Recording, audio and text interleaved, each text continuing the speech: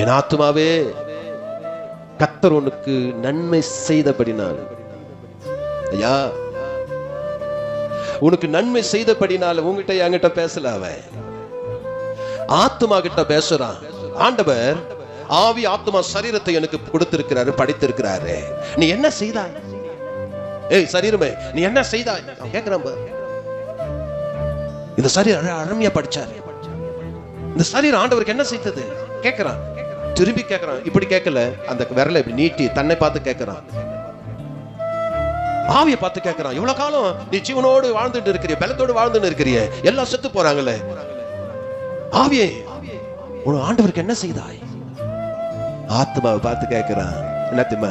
என் ஆத்மாவே, உள்ளத்தில் இருக்கின்ற ஆத்மாவை பார்த்து கேட்கிறான். என் ஆத்மாவே கர்த்தர் உனக்கு நன்மை செய்தபடினால் நீ ஆண்டவருக்கு என்ன செய்தாய்?